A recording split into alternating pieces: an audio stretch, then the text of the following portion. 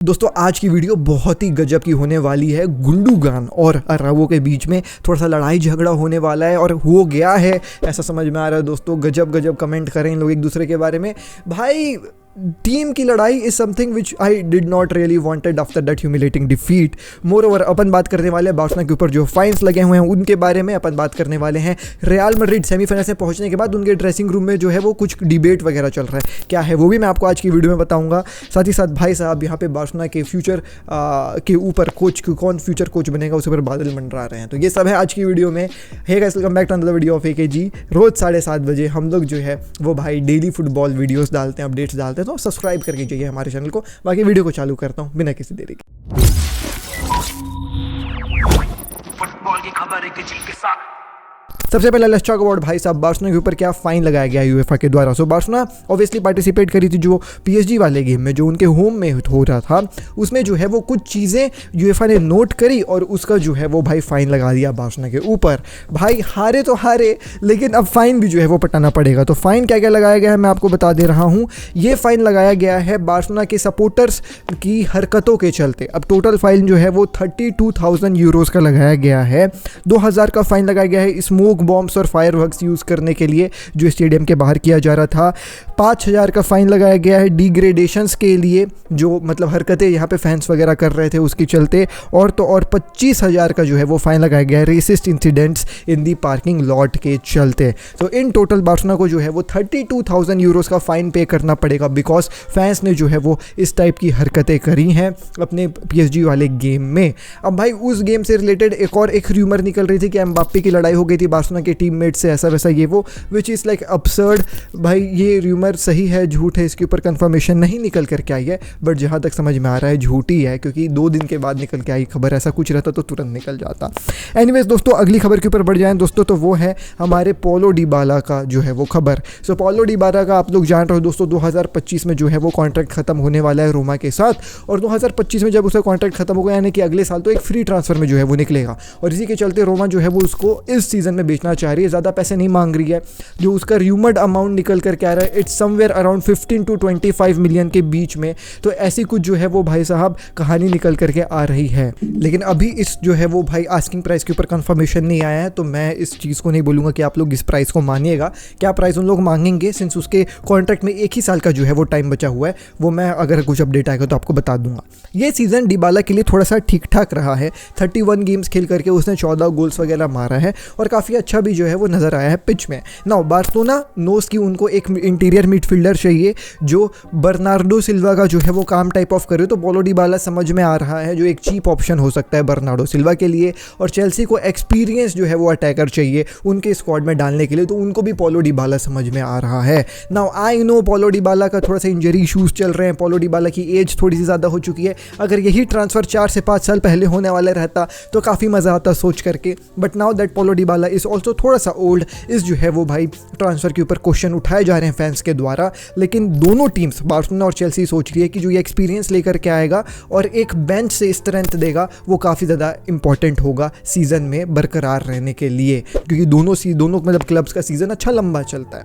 तो ये र्यूमर निकल कर के आई है पॉलो डिबाला से रिलेटेड। अब देखने वाली बात होगी कि क्या पॉलो डिबाला जो है वो ट्रांसफ़र लेंगे कि नहीं लेंगे, और लेंगे भी तो कितने में लेंगे, क्योंकि 1 ही साल बचा हुआ है उनके कॉन्ट्रैक्ट में। अब बात कर लेते हैं भैया हमारे सेमीफाइनलिस्ट रियल मैड्रिड के बारे में। तो ऑब्वियसली दोस्तों क्या गजब की परफॉर्मेंस यहाँ पर रियल मैड्रिड के द्वारा दी गई है। I am hearing people saying कि रियल मैड्रिड ने ब्यूटीफुल फुटबॉल नहीं खेला, ऐसा वैसा ये वो। क्या करोगे ब्यूटीफुल फुटबॉल का, 4 डालना है तुमको ब्यूटीफुल फुटबॉल का, at the and score line matter करता है। मैं समझ सकता था अगर ये तंच जो है वो भाई तुम किसी लीग गेम में दो या राउंड ऑफ 16 भी नहीं, मैं बोलूँगा ग्रुप स्टेजेस वगैरह में दो कि ब्यूटीफुल फुटबॉल रियल मैड्रिड नहीं खेली। भाई इट वॉज मैनचेस्टर सिटी, उनके होम में 2022 से कोई भी टीम नहीं जीती है। तो वहाँ पे जो है वो भाई रियल मैड्रिड को काफ़ी ज़्यादा एफर्ट डालना पड़ता अगर वो काउंटर अटैक मारते रही। भाई प्रॉपर प्लान था, डिफेंडिंग करेंगे गेम निकाल करके लेके जाएंगे ना, एक्जैक्टली वही किया रियल मैड्रिड ने। और जिस हिसाब से उन्होंने डिफेंडिंग करी, टोनी रूड्रिगर भाई एब्सोल्युटली ब्रिलियंट, नाचो बहुत अच्छा नजर आया, कार्वाहाल ने रोकने की पूरी कोशिश करी भाई on the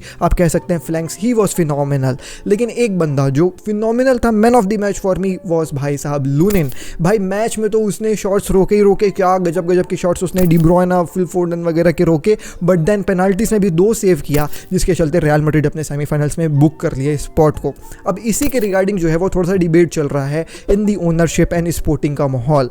now they are starting to doubt थोड़ा सा जो है वो यहाँ पे कोर्तुआ की लेगेसी। अब उनके हिसाब से जो है वो लूनिन थोड़ा सा यंग है और कोर्तुआ जो है वो भाई साहब थोड़ा सा एज जो है वो नज़र आ रहा है, अगर हम उसकी एज जो है वो लूनिन से जो है वो भाई कंपेयर करें।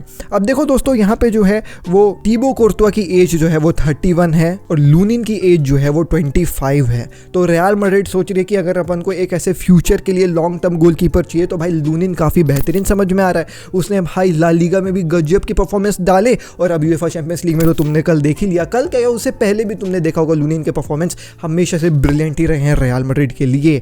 तो भाई केवल 25 साल का ये बंदा कितना अच्छा खेल रहा है तुम देख ही रहे हो। बात रही टीबो कोर्तुआ की, इंजरी थोड़ा सा हो गया है अब और ACL वाली प्रॉब्लम थी, तो ऐसा भी माना जा रहा है कि वो अपने 100% बेस्ट जो है वो भाई साहब हिसाब में वापस ना आए।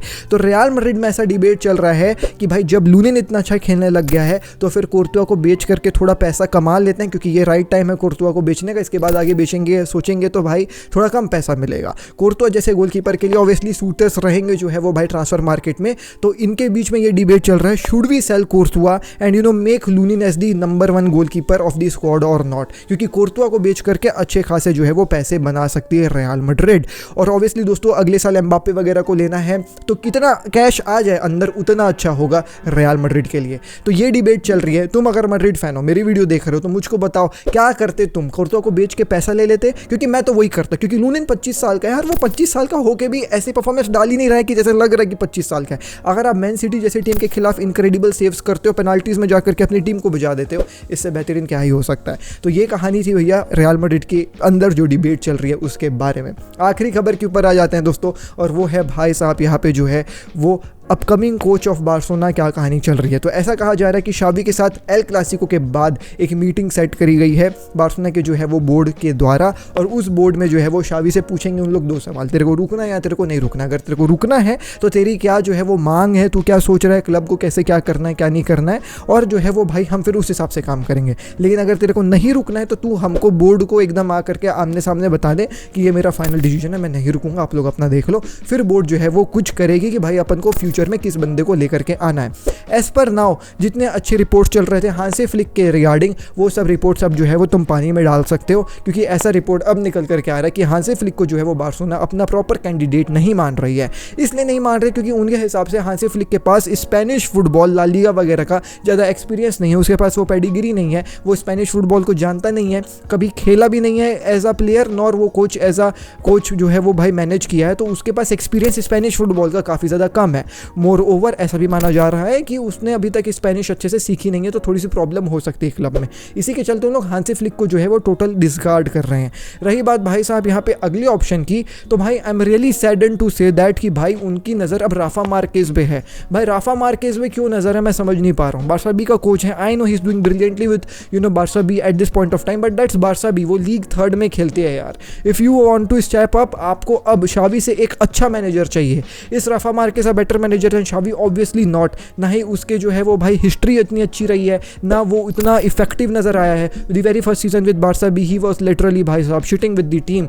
अब भाई उसको बारसा बी का कोच है, ठीक है अभी अच्छा खेल रहा है, लेकिन क्या गारंटी है कि वो भाई बार्सिलोना में आकर के अच्छा करेगा। इट्स अ वेरी मैं कहूँगा कि पैनिक सिचुएशन में ये करा हुआ जो है वो प्लान होगा जॉन लापोर्ता के द्वारा, अगर वो राफा मार्केज को जो है वो कोच बना देगा। बट एज पर रिपोर्ट्स अभी राफा मार्केज ही जो है वो नंबर 1 कैंडिडेट समझ में आ रहा है। It's bit sad to hear that report. दोस्तों अब आ जाते हैं आज की सबसे बड़ी खबर के ऊपर, और वो है भाई राहू और गुंडुगान के बीच में क्या लफड़ा जो है वो चल रहा है। अब समझ में नहीं आ रहा है यार कि यू नो व्हाट, एक इतने ह्यूमिलेटिंग डिफीट के बाद लाइक 4-1 इज समथिंग जो ह्यूमिलेटिंग है भाई। No hate to Barcelona, I am myself a Barcelona fan, but 4-1 it's something which is humiliating, that too आपके होम में ही, नो मैटर वॉट अब 10 मैन डाउन हो या 9 मैन डाउन हो भाई, 4-1 ह्यूमिलेटिंग है। वो एग्रीगेट में स्कोर देख करके थोड़ा सा हम अपने आप को संतावना दे दे रहे हैं, लेकिन 4-1 ह्यूमिलेटिंग है। एनीवेज, गुंडोगान ने एक कमेंट किया था जो है वो भाई उस इंसिडेंट के ऊपर जो अरावो ने रेड कार्ड लिया था, और उसने ये कहा था कि अरावो ने जो है वो काइंड ऑफ गलत किया है। अरावो जो है वो भाई उसको प्रॉपर जो है वो बॉल को चेक करना चाहिए था कि वो बॉल को पकड़ पाएगा कि नहीं पकड़ पाएगा, और सिंस वो बॉल को नहीं पकड़ने वाला था तो भाई उसको हाथ पैर नहीं ऐसे मारना चाहिए था प्लेयर के ऊपर। अगर आप इतने अर्ली जो है वो भाई रेड कार्ड ले लोगे तो वो सही नहीं रहेगा टीम के लिए, आपकी टीम जो है वो फॉल आउट हो जाएगी। साथ ही साथ 1-1 होना अगर हो पाता तो ठीक था, लेकिन 10 मैन डाउन होना उससे खतरनाक चीज़ है।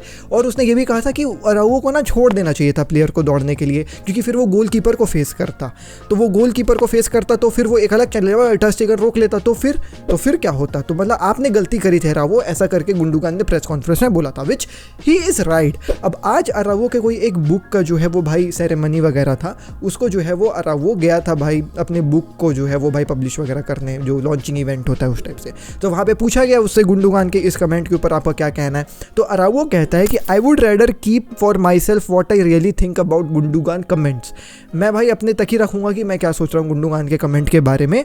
आई have my own codes and values that I think you need to respect. मेरे खुद ओन मतलब तरीका है जीने का, मेरा खुद जो है वो भाई वैल्यूज़ है जो मैं प्रीच करता हूँ फुटबॉल में, जो तुमको रिस्पेक्ट करना चाहिए।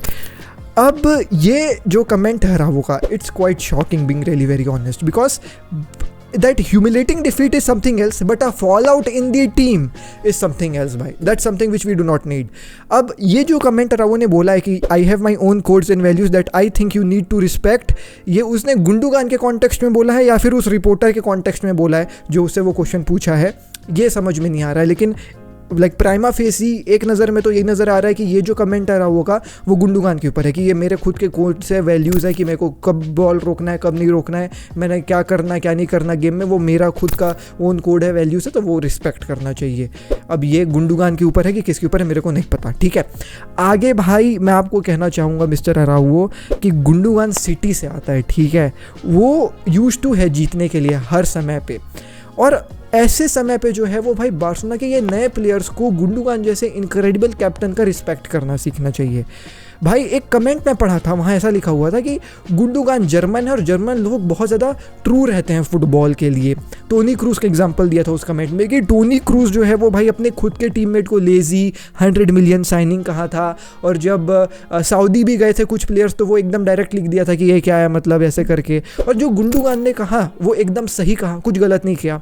On the other hand Toni Kroos की टीम रियल मैड्रिड अब देखो बच्चों के साथ है, सब नए नए वहाँ भी लॉन्डे लोग हैं, सब एक ही नेबरहुड में रहते हैं, एकदम दोस्ती यारी के साथ रहते हैं। गुंडोगान सही बोला तो इसमें कोई गलत नहीं था भाई, जो गुंडोगान ने बात कही वो 100% सही बात थी, लेकिन फिर भी अगर यहाँ पे जो है वो अरावो की गलती जो है वो गुंडोगान ने पॉइंट आउट कर दी मीडिया में, तो I guess Araujo should own that गलती एंड वुड हैव सेड कि भाई इस क्वेश्चन का जवाब वो कुछ ऐसे दे देता कि आई रिस्पेक्ट गुंडोगान, आई रिस्पेक्ट गुंडोगान की जो है वो भाई comments about me and I acknowledge कि मेरे से एक थोड़ी सी गलती हो गई जिसको अपन सुधारने की कोशिश करेंगे इन फ्यूचर, एक्सपीरियंस ही आता है इस सब चीज़ें से, ऐसे बोल देता। या फिर बोल देता कि I do not want to comment on Gundogan's, वो हम दोनों का पर्सनल मामला है, हम एक टीम है, तो भाई पब्लिक में मैं क्या कमेंट करूं उसके बारे में, ऐसा बोल देता। लेकिन ये बोलना कि मेरे खुद के ओन कोड्स हैं, वैल्यू है, ये सब भाई ये तो अब नहीं करना चाहिए था अरावो को। अब वही मैं कह रहा हूँ ना, क्लैरिटी नहीं है कि वो मीडिया के खिलाफ बोला है या फिर गुंडोगान के खिलाफ बोला है, बट अगर उसने गुंडोगान के खिलाफ बोला है तब तो भाई जैसा मैंने कहा कि भाई हम eight this point of time एक लॉस लेना जो है वो बेटर समझेंगे रेदर देन भाई साहब यहाँ पे जो है वो टीम का फॉल आउट। अब यही थी दोस्तों आज की वीडियो में, मिलता हूँ आपसे अगली वीडियो में, टिल नेक्स्ट वीडियो में, टेक केयर, पीस, जय हिंद, वंदे मातरम। भरा है खून में फुटबॉल की नॉलेज दिमाग में, चैनल भरा के जुनून से, फुटबॉल की खबर एक जी के साथ, फुटबॉल की खबर एक जी के साथ, फुटबॉल की खबर एक जी के साथ, फुटबॉल की खबर एक जी के साथ।